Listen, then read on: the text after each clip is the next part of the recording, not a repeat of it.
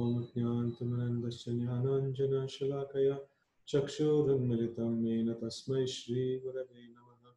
श्रीचैतन्यमनोभीष्टं स्थापितं येन भूतले स्वयं रूपा कदा मह्यं ददाति स्वपदान्तिकं। वन्देऽहं श्रीगुरो श्रीयुतपदकमलं श्रीगुरून् वैष्णवांश्च श्रीरूपं साग्रजातं सगन रघुनाथान्वितं तं सजीवं साद्वैतं सावधूतं परिजनसहितं कृष्णचैतन्यदेवं श्रीराधा कृष्णपादान् सगना ललिता श्रीविशाखान्वितांश्च। हे कृष्ण करुणा सिंधु दीनबंधो जगतपते गोपेश गोपिका कांत राधा कांत नमोस्तुते। तप्त कांचन गौरांगी राधे वृंदावनेश्वरी वृषभानुसुते देवी प्रणमामि हरिप्रिये। वाञ्छाकल्पतरुभ्यश्च कृपा सिन्धुभ्य एव च पतितानां पावनेभ्यो वैष्णवेभ्यो नमो नमः। जय श्री कृष्ण चैतन्य प्रभु नित्यानंद श्री अद्वैत गदाधर श्रीवासादि गौर भक्तवृंद। हरे Krishna Krishna Krishna Hare Hare Hare Ram Ram Ram Hare Hare. So we are entering into the second chapter of the second canto, that is the Lord in the heart. So that's the topic here. So let's get into the shlokas. The first shloka. Shri Shuka Uvacha Evam Pura Dharanayatmayoner Nashtam Smatim Pratyavarudya Tushtat Tata Sasarchedam Amoha Drishtir Yathapyayat Prag Vyavasaya Buddhihi. Translation. Sri Sukadeva Goswami said, formerly, prior to the manifestation of the cosmos, Lord Brahma, by meditating on the Virata Rupa, regained his lost consciousness by appeasing the Lord. Thus, he was able to rebuild the creation as it was before. Purport.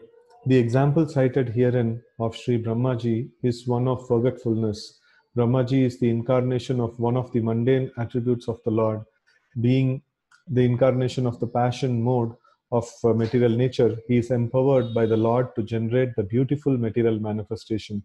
Yet, due to his being one of the numerous living entities, he is apt to forget the art of creative energy.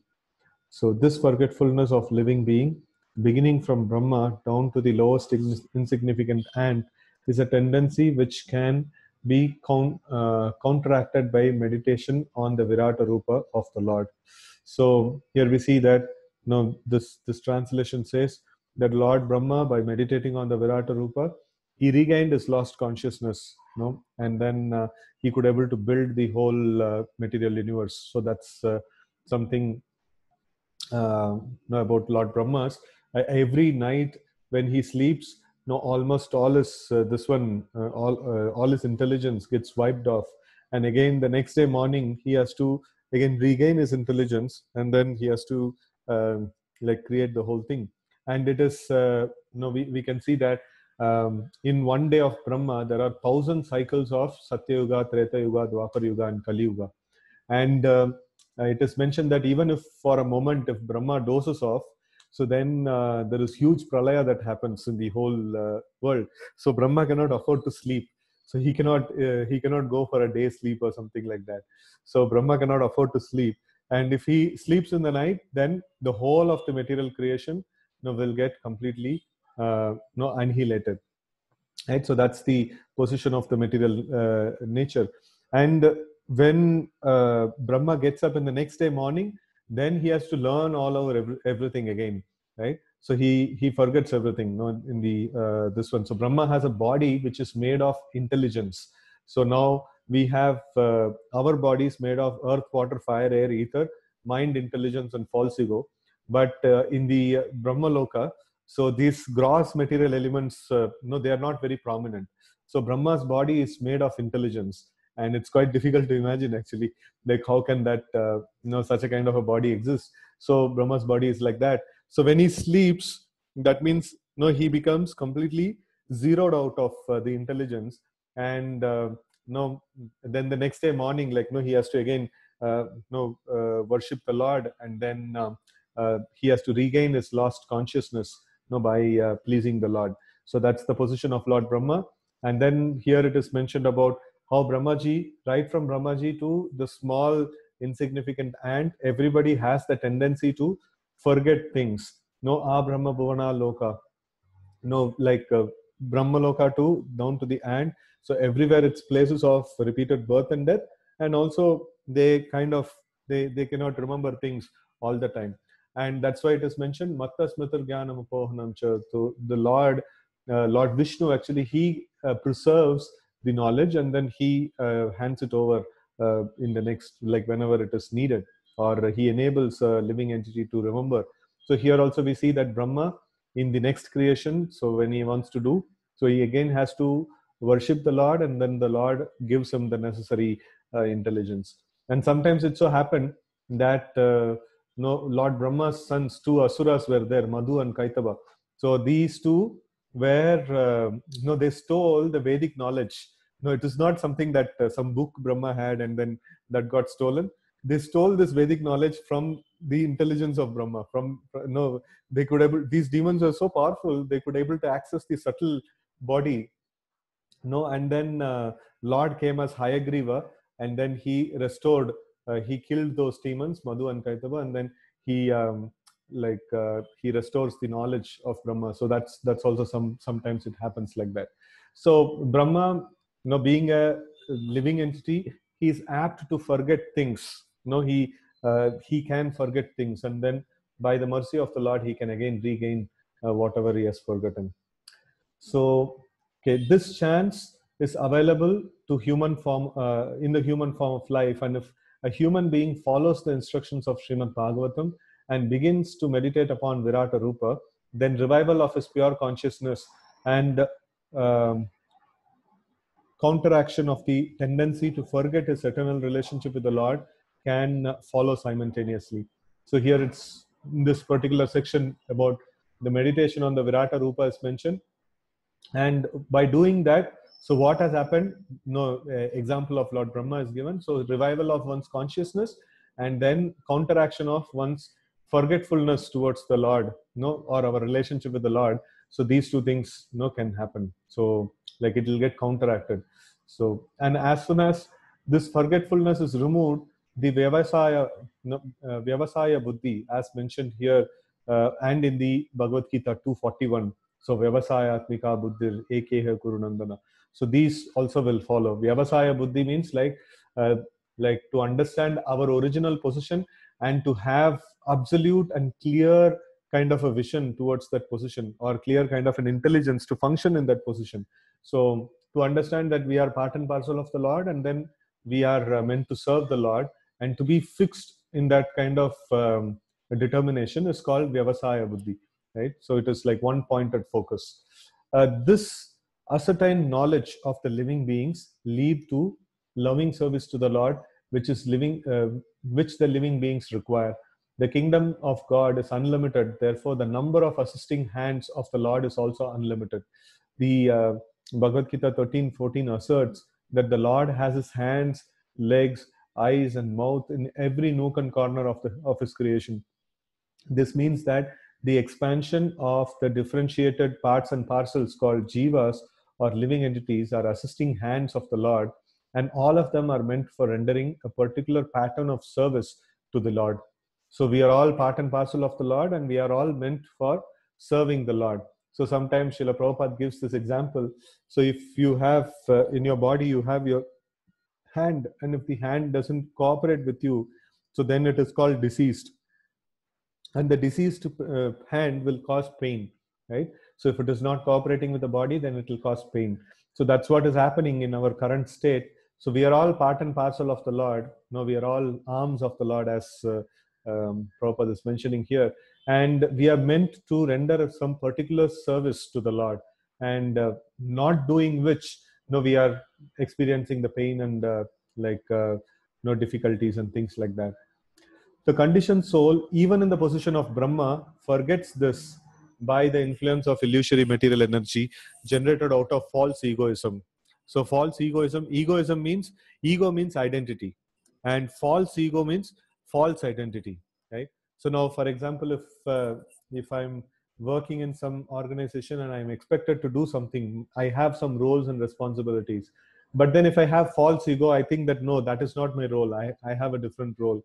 So then I will not be able to function properly, right? So false egoism means to have a false identification that I am a male, I'm a female, I'm Indian, I'm foreigner, so or I am so and things like that and all. So this is all false egoism.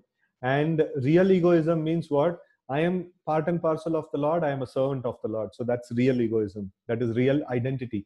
Ego means identity, right? So generally, when we say like, no, this person has so much of ego, that means we are actually talking about the false ego, and that too a very like disturbing kinds of a false ego, right? So generally ego means identity, no, one's own identification. So one can counteract such false egoism by invoking God consciousness. So by invoking God consciousness, what happens? Our real ego will come. No, I am servant of God. Correct.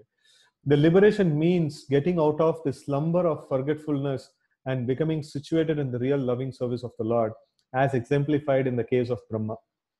The service of Brahma is the sample of service in liberation, distinguished from the so-called altruistic service, full of mistakes and forgetfulness. So, what is Lord Brahma doing? What service he is doing? He is creating all the different planetary systems, and then he is creating all the different living entities, who were there like before. No, they were in different species of life before Pralaya, and after the Pralaya finishes, Lord Brahma creates all the planetary systems, and all these living entities are given different bodies now. So why they are given bodies? They are given bodies for the sake of developing Krishna consciousness, and then he creates and provides various different opportunities for them to understand Krishna consciousness. So in this way, no, Lord Brahma's service, no, it is it is in service in liberation. No, it is not an ordinary service. So he is directly doing what the Lord wants him to do. So then he's, that is an action in liberation. That means it is not an action that is binding us, right? So in Bhagavad Gita, it is mentioned, yajnartho karmano anyatra lokoyam karma bandhana. That means yajnarthat. So like we have to do activities, karma, for what? Yajnartha. So for the pleasure of the Supreme Lord. Yajnarthat karmano anyatra. If I do something else apart from activities which are meant for pleasing the Lord, then what happens? Karma bandhana. So then we become caught up by the cycle of the karma, the action and reaction. So tadartham karma kaunteya.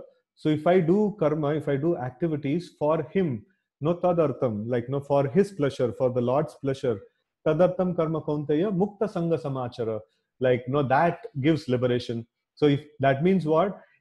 No, I am doing some karma. Tadartham karma kaunteya. I am doing some activities, but those activities are not meant for my pleasure. It is meant for Lord's pleasure. Tadartham karma kaunteya. Mukta sangha samachara. So that is action and liberation, right? So that's what is mentioned here.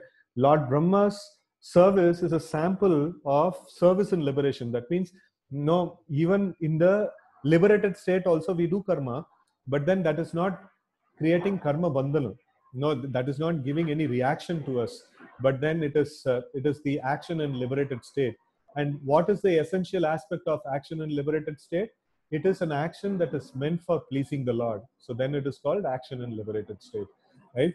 So now, so in this material world, so many altruistic services, people make. So they have, they are full of mistakes and forgetfulness. So altruistic service means like now feeding the poor, and then Blue Cross, Red Cross, so many crosses are there. So all these things are called altruistic services, and these services, though the intention is very good to care for the people, so it is full of mistakes. Why it is full of mistakes? Because we are trying to take care of people who are created by the Supreme Lord, or Lord Brahma here in this secondary creator, if we see. So, and they are all property of the Supreme Lord, and the Lord has a purpose for them. And why they are suffering? Because they are not able to get in sync with the Lord's purpose. So because of that, they are suffering. And now I don't know what is this suffering all about. In the Gita course, we kind of take up this one. It's like home. one of them is sick, and then the one younger member in the family, like maybe a small boy, so he wants to help the sick person, and then he's just finding some random medicine. Oh, he is sick and I have to give him some medicine. So if we give some random medicine, no, that's what is happening in this world. Altruistic services, no, people are trying to do good to people, but they don't know like what is there in the scriptures and how to actually do good to people, and further they mess up things, right? So now feeding the poor, so why are they so poor? Because of their karmic reaction.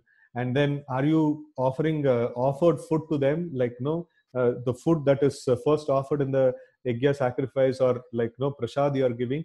No, you again give some normal food, taken, you give it to him, that is again full of karma.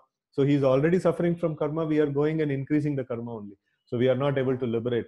So like that's a very important aspect. So like so-called social service that is happening in this world, no, intention is good, but they are full of mistakes and forgetfulness of Lord. So they are not going to help people, permanently. Temporary relief of the immediate suffering may be there, but then they may have to go through more suffering, for breaking the laws of God. Okay. So liberation is never inaction, but service without human mistakes. So that's the aspect of liberation. So here it is not mentioned that we should not do social service. If you have to do social service, it is mentioned that we have to consult the Lord before doing it. Right? So text 2. Shabdashahi Brahmana Eshapatna Eshapantha Yannam Abhirdhyayati Dir Apar Apartaihi Paribramam Tatra Na Vindate Rathan Maya Maye Vasanaya Shayanaha. Translation: the way of presentation of the Vedic sound is so bewildering that it directs the intelligence of the people to meaningless things like the heavenly kingdoms.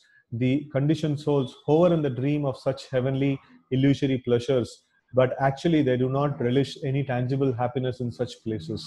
So this shloka itself quite bewildering. So this a prelude to it is that we can see from Bhagavad Gita.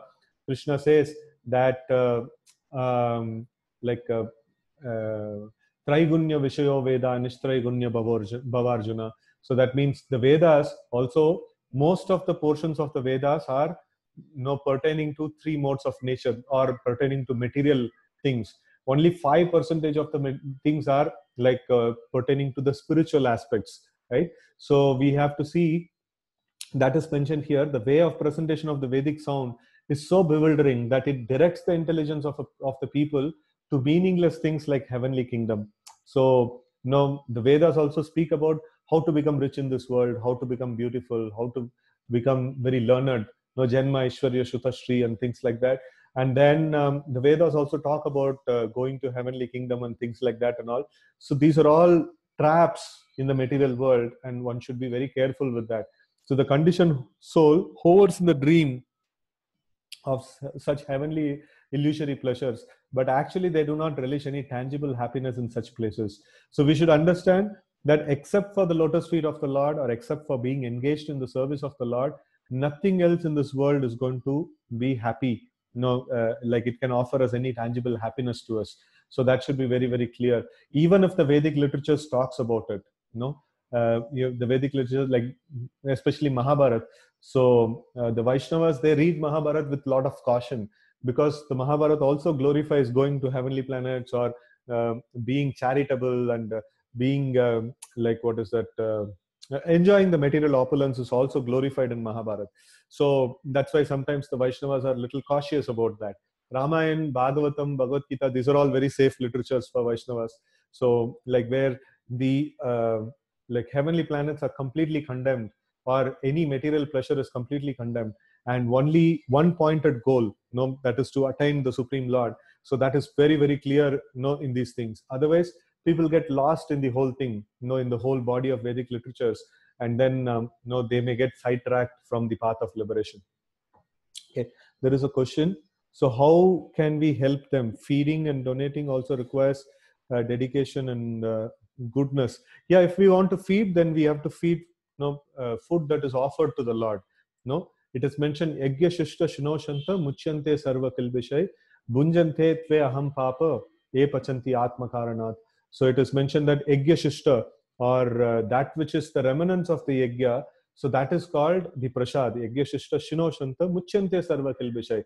That will free a person from all the all the miseries. No, Prasade Sarva Dukkhanam Hanir. No, like it actually removes all the miseries of a person. No, Prasada.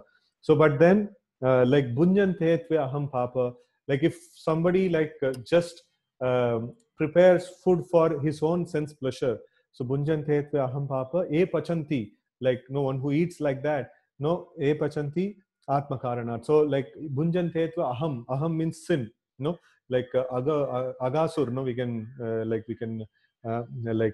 we would have seen that Agasur means sin personified. No, he's really sinful person. So the snake that came to attack the Vrindavan, right?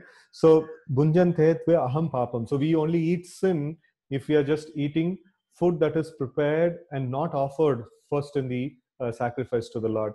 So that's why all the devotees, like, no, we prepare food, and first we make a plate and we place it in front of the Lord, and we offer it to him. No, we chant the prayers and we offer it to him, and by doing so, the food becomes prasad, right? So when the food becomes prasad, then it becomes a cause of liberation for us. Otherwise, the food becomes a cause of bondage, right? So if we want to feed people, so then we have to feed prasad. So then it is very nice, right? So, and then donating and things like that. So we can do that, but we cannot just stop over there. We have to see that it is properly utilized, and in a proper way it is utilized. So sometimes donations when we offer, sometimes it also may include some this ones like in some orphanages they also serve meat. No, if we just simply donate, and then by our donation they are buying meat and eating, so, or they're cooking meat and eating, so then it is not a very good service over there. So for that, better, like, no, we can many people, many of our devotees also do this thing, that they get prasadam from the temples and then they distribute it to orphanage. So that is also very good. So that kind of system is also very good. And in many other ways we can help, like in ISKCON, like we do a lot of these activities also, helping many of these people, but then we can do it in a proper way, right? So that's the whole thing here. Okay, so let's see the purport of this shloka now. The conditioned soul is always engaged in laying out plans for happiness within the material world, even up to the, just a minute. Yes.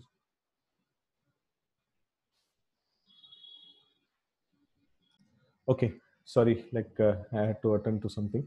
So this where we left, the conditioned soul is always engaged in laying out plans for happiness within the material world, even up to the end of the universal limit.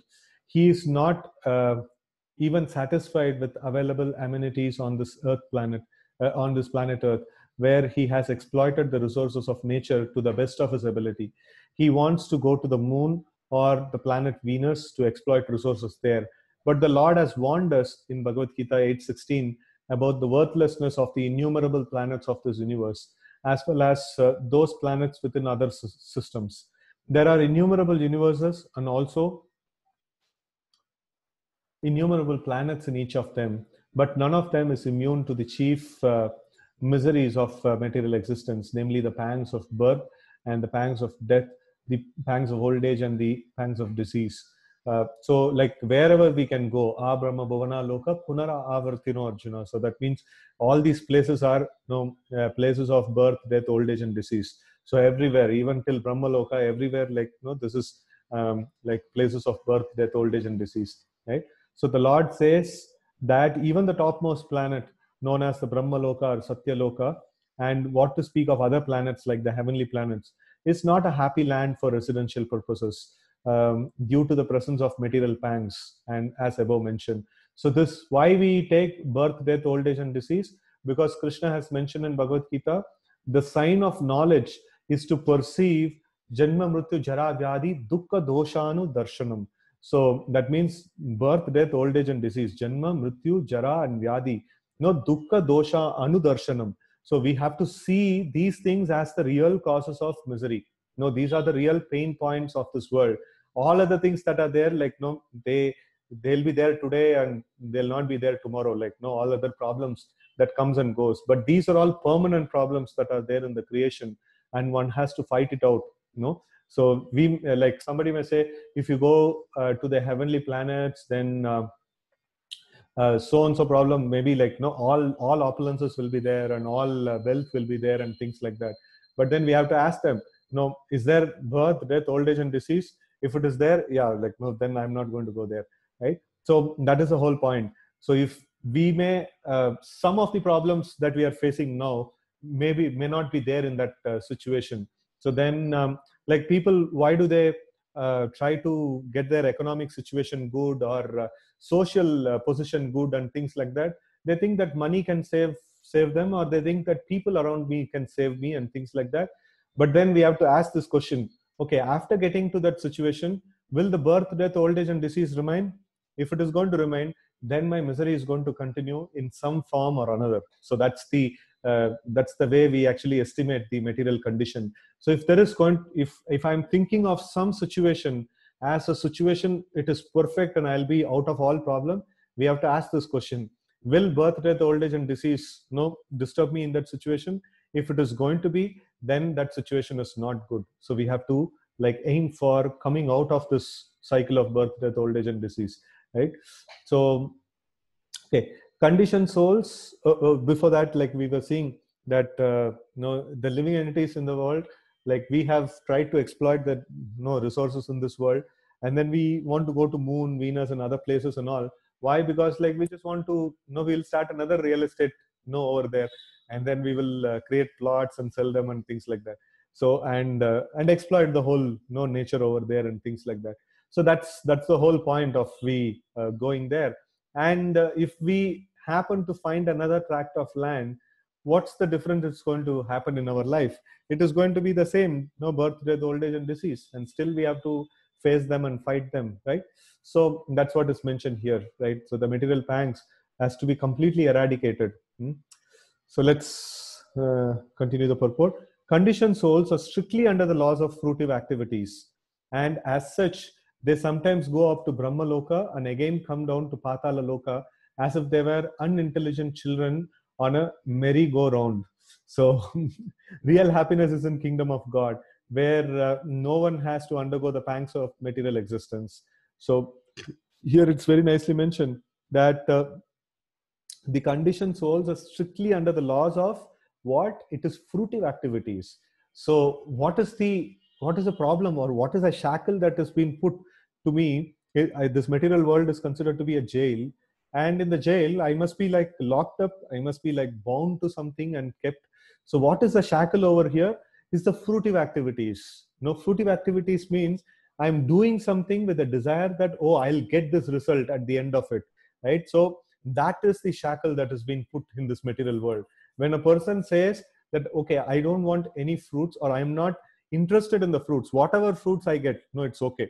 Whatever fruits I get as a result of my action, it is okay. But then I just simply want to do things as a matter of duty. So then what happens? Such a person becomes eligible for liberation. And if a person is saying that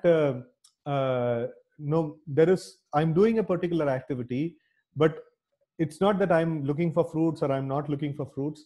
I want to make sure that this activity is meant for the pleasure of the Lord. Then he is not only going to get liberation, he's going to get entrance into the Vaikuntha Loka, right? So this is a very important point, right? So when a person actually gets to the point of giving up the fruitive mentality, so giving up, for every action, what will I get it at the end of it? So if that fruitive mentality is given up, and at least come to the point of duty, and then gradually give it up also, so then a person gets liberation, right?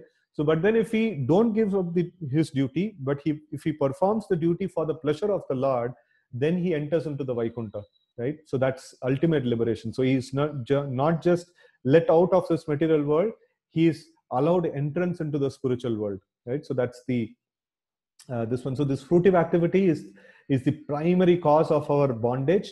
And in Bhagavad Gita, almost from second chapter till 18th chapter, every single chapter Krishna is telling, oh, like, please give up the this one of desire to enjoy your fruits, right? So this very famous shloka of Bhagavad Gita is also there.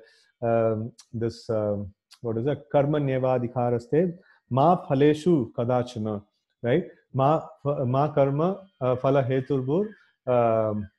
What is that last line? Okay, anyways, so it is like very, very clearly it is mentioned that you have the right to perform your karma. No, why? Because like you are part and parcel of the Lord and you have a duty to perform. You have the right to perform your duty, but you don't have the right to enjoy the results of this duty, because this duty is given to you by the Lord. The necessary ingredients to perform the duty is given to you by the Lord, and the results that come out, that also belongs to the Lord, and it should be offered to the Lord. And once you offer to the Lord, you can take the prasad. So what Lord mercifully gives me back, so that is called prasad, and I am eligible to take the prasad. So I am not eligible to take the results of my activities directly, right? So that's the meaning of this this one. So this fruitive activity is the cause of our bondage in this material world, and this continues even up till Brahmaloka. No, not only the Bhuloka here. No, it continues even up till Brahmaloka. And then, so without understanding this, we are just trying to change the position. Oh, from here we will go to Patala Loka, or from here we will go to Brahma Loka, or we will go to the moon, or no, different places. No, our problems will get solved. No, the problem is within me. No, the problem is that I want fruits for every single action that I do. So that's the problem, and that's the thing which is putting me into shackles. So I don't need to change my place. Simply, I have to change my mentality of like action. So in this way, like as unintelligent children, like they go around in a merry-go-round. So that means like I have like in a play area, they can keep roaming around. So but they will never find the exit of it, right? So the real happiness is in the kingdom of God. So what we are searching for is happiness, and that is there in the kingdom of God, where no one has to undergo the pangs of material existence, that is birth, death, old age, and disease. Therefore, the Vedic ways of fruitive activities for living entities are misleading. So, whenever we perform any sacrifice, they tell Dhanam Dehi, Putram Dehi, this Dehi, that Dehi, and things like that. So this is all what is that? We are actually putting more permanent, solid foundation in the jail of material world, right? So that's what is happening over there. So one thinks of a superior way of life in this country or that, or on the other planet or another, but nowhere in the material world can he fulfill his real desire of life, namely eternal life, full in intelligence and complete bliss. Indirectly, Srila Sukadeva Goswami affirms that Maharaj Parikshit, in the last stage of life, should not desire to transfer himself to so-called heavenly planets, but should prepare himself for going back home, back to Godhead. None of the material planets, nor the amenities available there for living conditions, is everlasting. Therefore, one must have a factual reluctance to enjoy such temporary happiness as they afford. So we should develop a kind of distaste for the material sense pleasures. That is when we will get the interest in going to the spiritual world, right? So there is one story of a fisherman.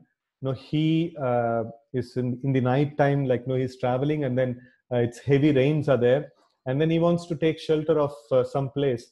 So he happens to approach an ashram, and then in the ashram, they say that, see, like, no, we will not allow the fish bag inside. So if you want, you can come inside and you can take rest. No, we can allow you, but we cannot allow you a fish bag inside. So then, what to do? The situation is like this. It's heavily raining. So he keeps the fish bag outside, and then he goes inside and he takes rest. And then in the ashram, there is nice fragrance of like agarbatti and flowers and things like that and all. But this person is not able to tolerate that smell. This smell looks like very obnoxious, and it's very disturbing for him. So then after some time, the rain goes off or something like that. So he goes back and goes outside, and he sleeps next to his fish bag. So then he gets peaceful sleep. So this is very nice aroma, right? So until unless his taste for that fish smell goes off, he cannot relish the taste of nice flowers and fragrance and things like that. So that's what it is mentioned in the Nectar of Instruction, Upadeshamrita by Rupa Goswami. He says that Shat Krishna Nama Charitha Di Siddhartha Vidya Pitto Patapta Rasanasya Naro Chikhanu Kinvadarad Anudinam Kalusaiva Justad Swadvi Kamad Bhavati Tadkata Mulahantri. So this means no Sri Krishna Nama Charitadi. So Sri Krishna Nama Charita, that means the Lord's name, the pastimes, and adi means like no other things like which are connected to him, the holy dham and anything that is connected to him. Sri Krishna Nama Charita Adi Siddhartha Vidya, like a person who is inflicted by the disease no of avidya, no, of ignorance of the Supreme Lord. So what happens is pitto upatapta rasanasya na rochikanu. It is just like no pitto upatapta. That means a person who is afflicted by pitta, that is jaundice, no, like a disease of pitta. So pitto upatapta rasanasya na rochikanu. That means he will not have any taste in his tongue. No, there is no taste in his tongue. Even if you give him sugar candy, no, it will appear very bitter, no, because he's having jaundice, right? So kintvadarad, even though he doesn't have taste, kintvadarad, anudinam, every single day, kalusaiva justad. So he should practice, no, like for a jaundice person, he should practice taking sugar every single day, and over a period of time, he will get taste of it, right? So if he takes more sugar every day, and then no, over a period of time, that is the cure for his no jaundice. Pitopatapta rasanasya narochikanu kintvadarad anudinam kalusaiva justad. So when he does like that, swadvi kramad, no, the taste, kramena means like no, dire dire, like it will come, swadvi kramad, tad bhavati mulahantri. So it will destroy the disease from the root, and then it will, the taste of no, the sugar will come out. In the same way, like the Sri Krishna Nama Charitadi, like no, the name of the Lord, the glories of the Lord, and things like that. Initially, because we are afflicted by the jaundice of ignorance or disease of ignorance, we don't get taste of it. But then, even though I don't have taste of it, I should every single day, I should practice them. And then what happens? No, swadvi kramat tad bhavati mulahantri. So no, it happens. The taste of it will come about. So that's why we should chant the names of the Lord whether we have taste or not. We should hear about the Lord whether we have taste or not. Over a period of time, we will develop natural taste for these things, right? So that's what is mentioned here, that no, we should develop a reluctance for the material, material things. At least now, intellectually, we know that material things are not going to give me permanent happiness. But then taste for the material things are still there. So what we should do, we should just simply try to chant the Hare Krishna mantra very nicely, and then we should simply try to hear the Srimad Bhagavatam very nicely, and over a period of time, this material taste will automatically subside, and then the spiritual taste, taste for the actual things in the spiritual world, will arise. And once I have got this taste for the spiritual things, then I'll be transferred to the spiritual world, right? So even in the material world, this kind of a training is given. So, for example, if somebody has committed such sinful activities that he has to take birth as a pig or something like that, so then what happens is he's not accustomed to live in the body of a pig. So then the person is taken to the hellish planets and he's put into some obnoxious pit. And in that pit, first of all, like, he's very, he's completely suffocated with that bad smell and things like that. After some time, he gets used to the bad smell. After some time, he starts eating those obnoxious things. And then after he get completely accustomed to eat that obnoxious things, then he is given the birth as a pig, right? So then when he takes birth as a pig, he enjoys the food that is available for him, right? So it is not that he's thinking, hey, I have to like pick up things from the gutter and eat and things like that. A pig is not very much averse to these things, because he's given the cross culture training before. Before he actually enters into that body, he's given the training. So that is how he is able to adjust to that situation. Same thing, if we have to go to the spiritual world, we have to get adjusted to these things, like Sri Krishna Nama Charitadi. We have to get taste for all these things. We have to get taste for chanting the names of the Lord. hearing the glories of the Lord and rendering service unto the Lord.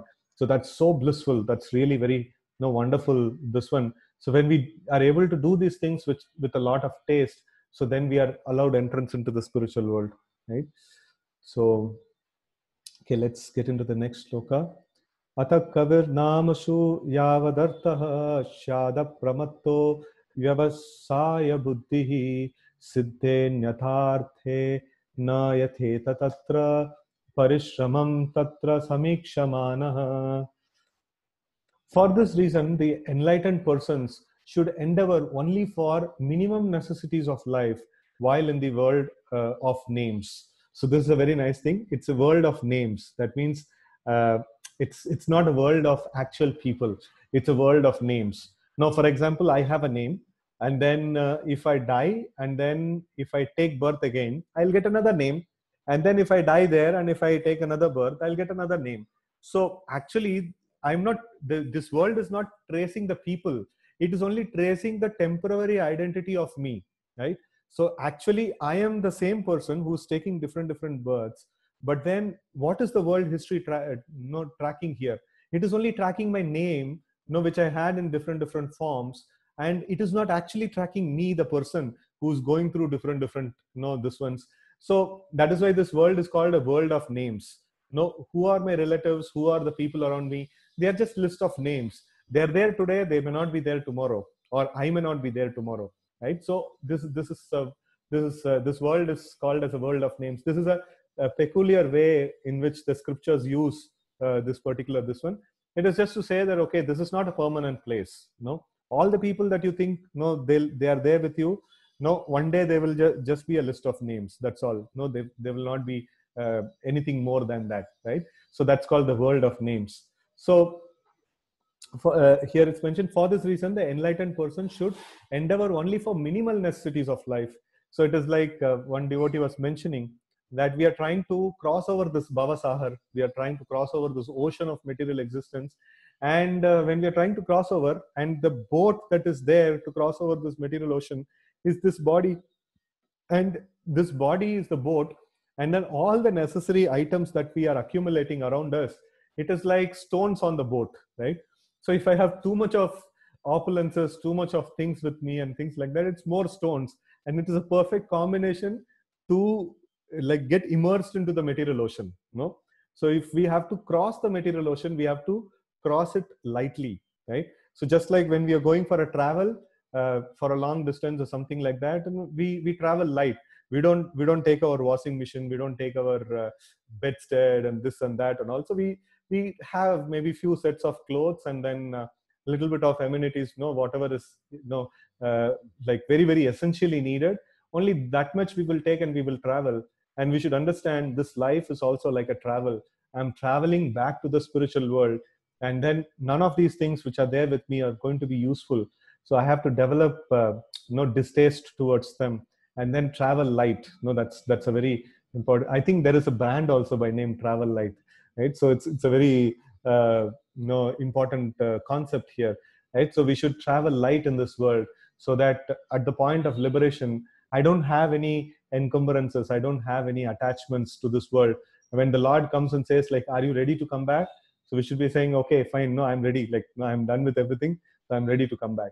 So that's the point of liberation. When I'm like that, that is when I'll be able to go back to the spiritual world, right?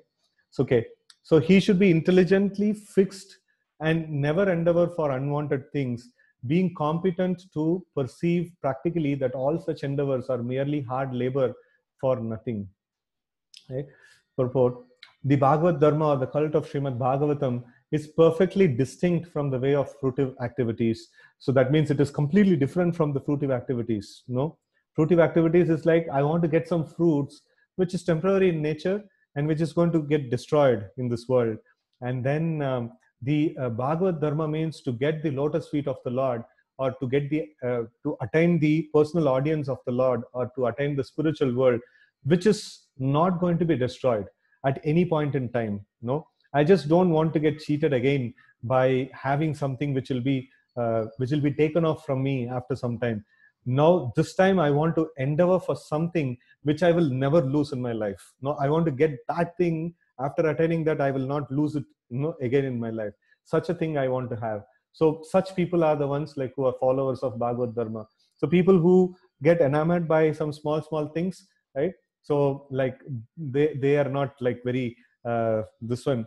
So one of my relative, I sometimes I tell this, one of my relative, when he was a small boy, so he used to cry for getting some chips, and then if you buy the chips for him, and then while eating also he'll cry. And if you ask like, why are you crying, you got the chips in your hand, he'll say like, no, I'm eating and it is getting over. It is getting finished, that's why I'm crying. So the things of this material world are like that. So we cry to get something, and after getting it, like we will cry that it is we are going to lose it, right? So we have to put a stop for all these things, and we have to endeavor for getting something permanent, endeavor for getting something that I will not lose at any point in time. So that's something very important. So yeah, so the Bhagavad Dharma, or the cult of Srimad Bhagavatam, is perfectly distinct from the ways of fruitive activities, which are considered by the devotees to be merely a waste of time. The whole universe, for that matter, all material existence, is moving as Jagat, simply for planning businesses to make one's position very comfortable or secure, although everyone sees that this existence is neither comfortable nor secure, and can never become comfortable or secure at any stage of development, right? So this world can never be a secure place. The time will come where we will be kicked out of this particular body that we are living in, or even we ourselves may pray at certain point in time, oh, I'm going through so much of pain in this body, like how long more I will live, and things like that. So this place is a place of misery, and here, in a place of misery, we should not try to make a permanent arrangement. Intelligence is to try to escape from this place of misery, right? So those who are captivated by the illusory advancement of material civilization, following the ways of phantasmagoria. Phantasmagoria means like illusion. So some of the things that are mentioned in the scripture for phantasmagoria are Akasha Pushpa. Akasha Pushpa, like Pushpa is there in the trees and plants. Where in the Akasha Pushpa is there?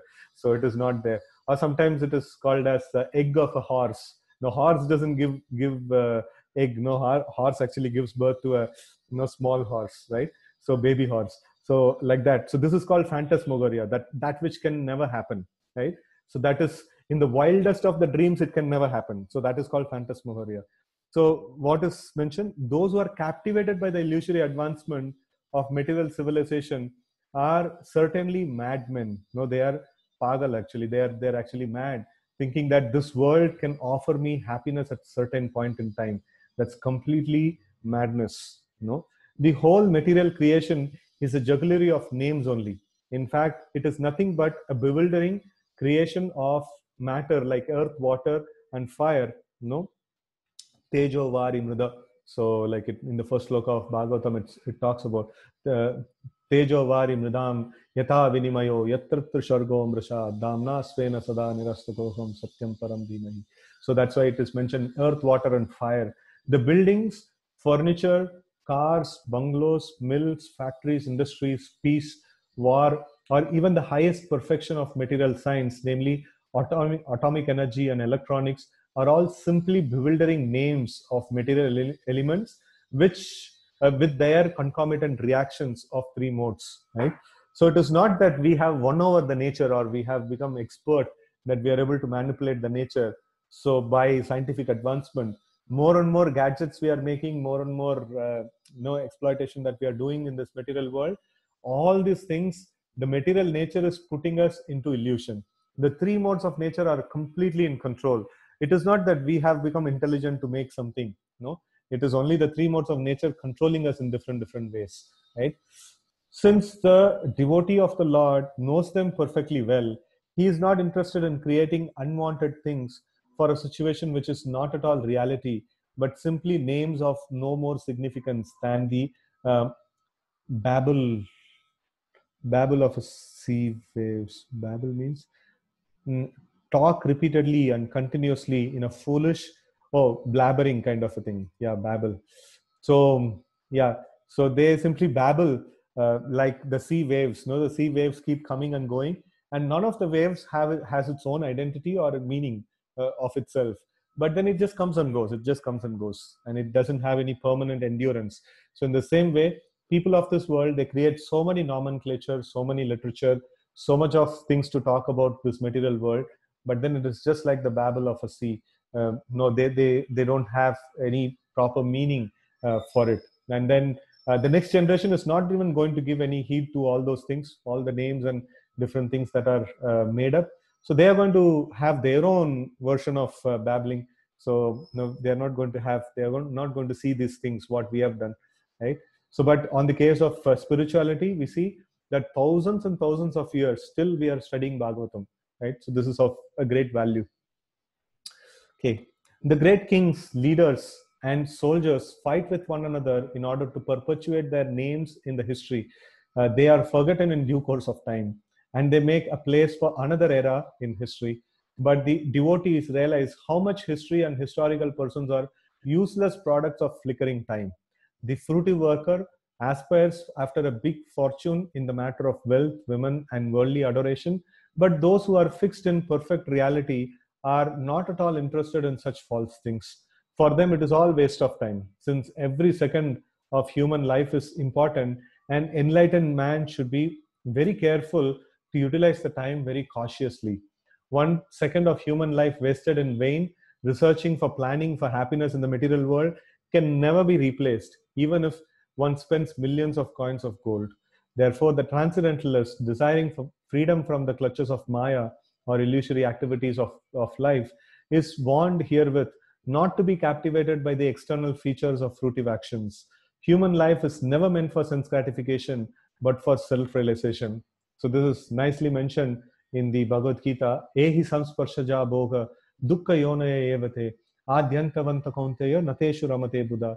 So that means this samsparshaja bhoga, this sense gratification or the happiness that I get by bringing in contact of senses and sense objects, no, that is like dukkha yonaya, that is pregnant with misery, no, dukkha yonaya, no, pregnant with misery, and it is going to deliver misery at certain point in time. I may enjoy some nice happiness in this world, but it has already, like, one pregnancy of misery has happened, and then another material enjoyment, another pregnancy of misery, and all these miseries will be delivered in due course of time, right? So adyantavanta kaunteya, this kind of happiness of this material world, sense gratification, has a beginning and has an end. So that's not the way of sense, enjoying. The real way of enjoying is to serve the Lord. He's the real enjoyer. By cooperating with him, by offering him enjoyment, we will get our enjoyment. Now, this many times we had discussed that if we want to get happiness by eating food, so then we have to put the food to the stomach through the mouth.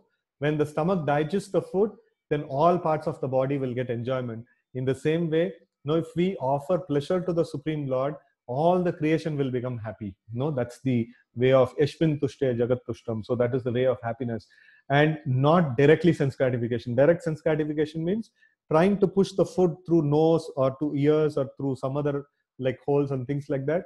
That is not going to give me happiness, and that is not the way of enjoying things. Everything that exists is property of Lord, and it is meant for his enjoyment. We should not become envious of the Lord, saying, why is he only enjoying? He is the rightful enjoyer. We should offer things for Lord's enjoyment, and then in that way we will become very, very happy, right? So Srimad Bhagavatam instructs us solely on this subject from very beginning to the end. Human life is simply meant for self-realization. The civilization which aims at the utmost perfection never indulges in creating unwanted things, and such a perfect civilization prepares men only to accept the bare necessities of life or to follow the principles of the best use of a bad bargain. Our material bodies and our lives in that connection are bad bargains, because the living entity is actually spirit. And spiritual advancement of living entity is absolutely necessary. So like we are spirit souls, and this we are put into this material body, that itself is a bad bargain. We like in our original state, we are so like we can just travel anywhere we want. We will have like all knowledge. We will have like permanent existence. We will not be challenged by birth, death, old age, and disease and things like that. But then, because we have accepted this body, we have so much of miseries that comes with this body. Now somehow or other we have got this body, but the best use of this body is we have to make spiritual advancement, right? So that's absolutely necessary. That's very, very necessary for us, right? So human life is intended for the self-realization of this important factor, and one should act accordingly, accepting only bare necessities of life and depending more on God's gift without diversion of human energy for another purpose, such as being mad for material enjoyment. The materialistic advancement of civilization is called the civilization of demons, which ultimately ends in wars and scarcity. So sense gratification means it is a job of demon, like that is demoniac, this one tendency. And all of us are to some extent, we are demons, and to some extent we are devotees. So to the extent we want to please the Lord, we are devotees, and to the extent we want to satisfy our senses, we are actually demons, right? So uh, the transcendentalist is specifically warned herewith to be fixed in mind, so that even if there is difficulty in plain living and high thinking, he will not budge even an inch from this stark determination. For a transcendentalist, it is suicidal policy to be intimately in touch with the sense gratifiers of the world, because such policy will frustrate the ultimate gain of life. So that means we should not just refrain ourselves from overindulgence of things of this world. We should also refrain from people who are addicted to overindulgence of the material things, right? So sense gratifiers, because such a policy will frustrate the ultimate gain of life. So, if we are there with somebody who's very, very enthusiastic and addicted to this worldly enjoyment, so then our life will get spoiled, and our goal of life, liberation, will not be achieved, right? Sukadeva Goswami met Maharaj Parikshit when the latter felt a necessity for such a meeting. It is due to a transcendentalist to help, it is a duty of a transcendentalist to help persons who desire real salvation, and, uh, uh, and to support the cause of salvation. One might note that Sukadeva Goswami never met Maharaj Parikshit while he was ruling as a great king. For a transcendentalist, the mode of activities is explained in the next shloka. Okay, so we will stop here. We just saw 3 shlokas, but then it was quite elaborately we saw these shlokas, and the purports also are quite elaborate in these this ones. So anyway, like we are discussing, about the essential aspects of Srimad Bhagavatam. So though we are studying one purport, like we are studying so many other essential facts. So this kind of can keep us on. No, even for me, this Bhagavatam session is quite a very important thing, because that keeps me pure of the day's contamination. Like so, it's very, very important for us to come together and hear the Srimad Bhagavatam every day. So thank you very much for your patient audience and sincere hearing. That inspires me to do this thing every single day. Thanks a lot. Grantaraj Srimad Bhagavatam ki jai, Srila Prabhupada ki jai, Gaur Bhaktavinda ki jai. Hare Krishna.